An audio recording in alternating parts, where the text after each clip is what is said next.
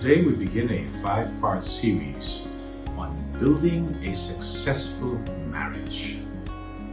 There are 5 vital elements that you ought to be aware of as a husband and wife in regards to this matter of success in our marriages. And so today, I want you to think on these things. The Blossom Academy is designed to help you to grow. And remember, your growth continues now. As we look at this matter of growth in our marriages, we want to capture in our little discussion, this first part today, developing a vision for your marriage begins with the first step. And that first step we want to entitle Pause. Yes, pause. You remember that at the beginning of time, God created man and woman, Adam and Eve. 6 days He created the earth, and on the 6th day He made man and woman, male and female. Yes, and your vision for your successful marriage must begin with understanding the need for pausing in your relationship. Today, we are so busy, we're so engaged, we're so worked up about getting things done in life that we so often forget to pause in our relationships.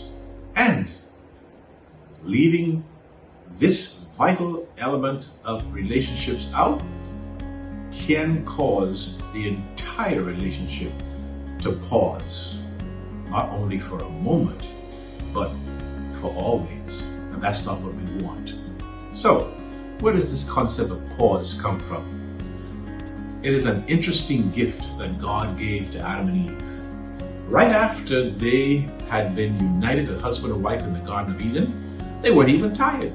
They had not really even gone any place. They had not begun their work of naming the animals and the tilling of the garden and taking care of it. They had not begun any of this.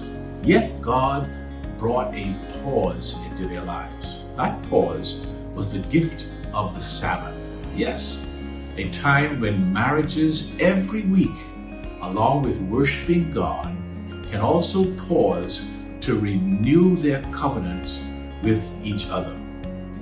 Marriages that fail to recognize the need for pausing can become a pause in and of itself. And when I say pause, I simply mean that the marriages can go on pause. People put all kinds of things on hold because of various reasons. Yes, it's important for us to take time out in our marriages to just spend time with each other. You know, when children come into a marriage, the reality is that the attention of the husband and the wife usually turns towards the child.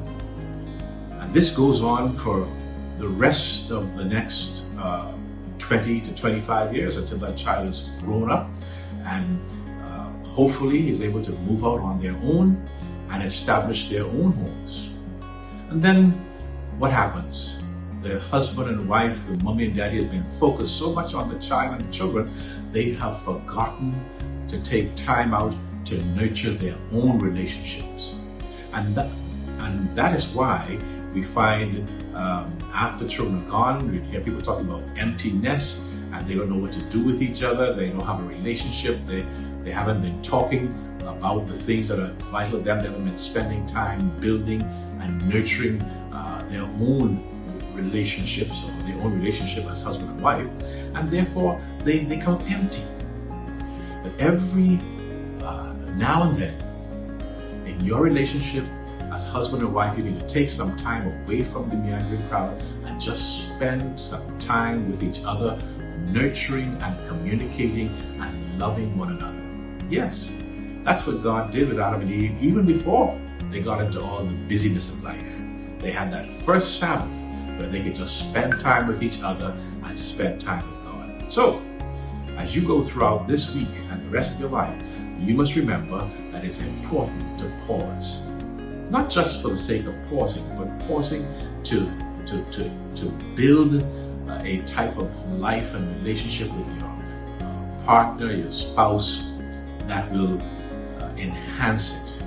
Enjoying that which attracted both of you to each other in the first place. After all, the children are going to come, the work is going to come, friends will come, but they will all go, and at the end of the day, it's just going to be you and your spouse. So, as you go throughout this day, remember, take time to pause. I'm going to pause right now, right here. I'm going to spend some time with my wife.